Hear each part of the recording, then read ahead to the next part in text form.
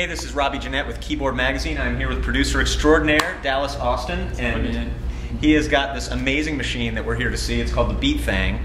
And before we show you this unbelievable new piece of gear, why don't you tell us a little bit about how you came to develop something like this? Because most producers, this is a big step getting into hardware. Huge step. Huge step. So you were saying when you came up, you used to go to the stores to play with all the stuff you couldn't afford. Yeah, I'm an equipment junkie. Like, I had every Keyboard Magazine all over my walls, every cover of it, and that was my source in time for normal what was coming next and what was happening. So I would go into the music stores, play on all the gear that I couldn't afford, and just be like, every day after school, that's all I would do. And so I got kicked out of a music store at one point. It's like, get out of here, stop playing with stuff. Yeah. And so I made myself a promise that I would keep all my keyboards and all my. So at my studio actually in Atlanta, I have about 70 tons of keyboards and gear. And at a certain point, I didn't like the fact that I didn't have buttons no more to push, and I started using Logic a lot. Yep. And then I was like, well, let's try using with the MPC 60. And then my engineer program would freak out and be like, oh, come on, man, just put it in Logic. What you want to even go there for? It's complicated. Don't run Pro Tools right. Don't work with Logic good. But it's a different feeling to me because the machine usually sounds a different way. Yeah. And so we started like looking at developing some pads and all this kind of stuff, and then it's like, okay, that's gonna be really complicated. Maybe we just do something that can trigger the sound that we have, because I have like about 70,000 terabytes of sounds, man, since I was like 16 years old. Wow. And this is all done on all your keyboards and drum machines and stuff. You've sampled everything. I've sampled everything. I have so many sounds that I was like, how do you have all those organized just on that? Rick, my programmer, he's been with me since I was 15, and nice. He's the kind of person that triple saves. He sits around 5 screens, and because I'm impatient, I'm the ADD instrument guy, so I'm like, I'm ready to work, and so Rick organizes everything and keeps it all, together. And then at one point, I met this guy Asia, and they had started a company called Beat Thangs, and Beat Thangs had a virtual Beat Thang, and they got it out to a few producers like Rockwilder and some other people started using it, and then it started to be this virtual kind of drum machine. And I've never really, it's only if any virtual machines I've seen of the drum machine, I've really not liked any of them, because the sounds just get so thin to me. And like you say, you're missing the knobs and that tactile feeling of it, and so I started talking to Asia, and then he was like, well, we're going to develop a Beat Thang box. And I was like, no, that's a good idea. Yeah. I was like, let's get into that. So finally I got to the point where we got the prototype box back, and I put it to the ring and made sure it worked with Logic, made sure it worked with Pro Tools, made sure it sounded right, made sure it did this, made sure it did that. And we spent another month just like, okay, everything that was wrong, like, let's go fix it. Yeah. We went to EQ the sounds. So they're all EQ. They're all like sounds that you would not get unless, you took the time over years to go with samples and find them. Yeah.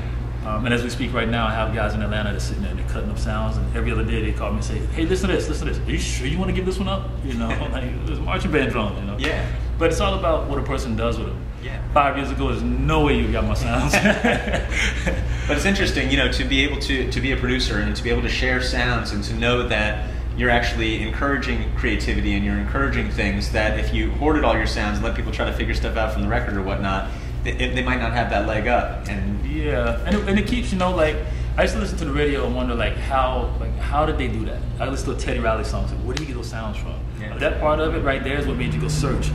Where did Pete Rock get those drum sounds from? Right. And you search and you're looking, and and that was part of music. And then it turned into like everything just started sounding like this. If it wasn't an 808 clap, or if it wasn't 909 drums, or if it wasn't a house beat, if it wasn't, I can tell you now, as soon as I hear a song on the radio, I'm like, oh, you kidding me? That's this sound. You kidding me? That's that sound. Right. So I wanted to put art back into music and back into boxes, and so I went back into like really heavy production on new records I'm working on, like Alex 242 is an artist I have on Interscope, she's from the Bahamas, and I've taken every type of music possible and just blended it together as hard as possible. So it's like, one moment you think it's dubstep, one moment it's moombahton, the next moment it's from the islands, the next moment it's pop, the next moment it's hip hop. Nice.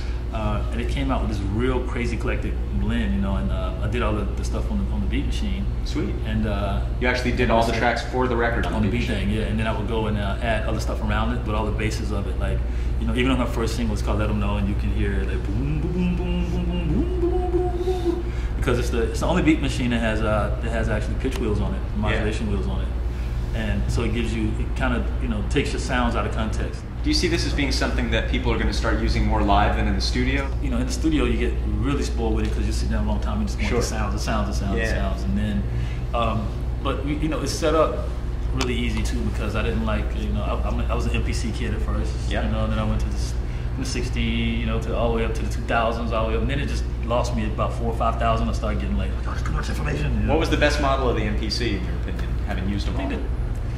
I liked the original 60, but I think when they got to the 2000, you know, it was really, you know, 1000, 2000 is like really where I thought everything was kind of cool at. Came together. Yeah, when it started to get like, you know, 4,000, 5,000, and started doing so much stuff, and if I wanted to go in and figure out how to erase something, I have to go in here and there, it's like, yeah. So that's when it started to become unfun. It right. started to become better for like, you know, if you're a really technical guy, you know, and a lot of my tech guys, they love it because it's like, you know, so much you need to do, but right. when you're a creative person, you want tempo to be right here. Yeah. You just want to turn the knob and slow it down. You know, I try to set it up where it's as simple as possible, and at the last minute after we, you know, went through everything you could do, it was like, oh, well, you know, let's make it portable.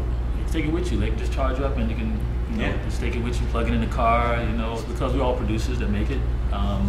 We have deals with other producers, the sound pack deals. So cool. You're getting, because that's another thing I hated. You know, if I went and bought a Bob Claire Mountain drum set thing, it was like, okay, they must have just used the name because yeah. I can't find all these Bob Claire Mountain sounds anywhere on these records. You know? Right.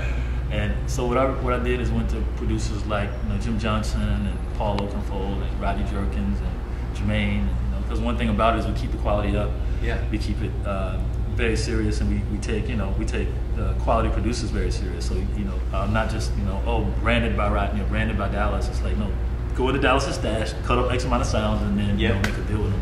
And we're really excited about that because as soon as you see, especially like new producers that start, when they can say, oh yeah, this is the kick drum I use on Creep, or this is the kick drum I use for Cool on Gwen Stefani, or like, yeah. It kind of just, you know, envision it in a different way. And then you have like thousands of other sounds that's never been used that's from my, sure. You know, this is the start of it, and we have, you know, of course, other models and additions, and then we have like, you know, it's a kickoff of my Rowdy Electronics company. So you're gonna see all kind of stuff that comes out of here from a producer standpoint. Nice. You know, for real. Everything I've ever been aggravated with, I'm trying to do away with it. You know, it's definitely nothing like it.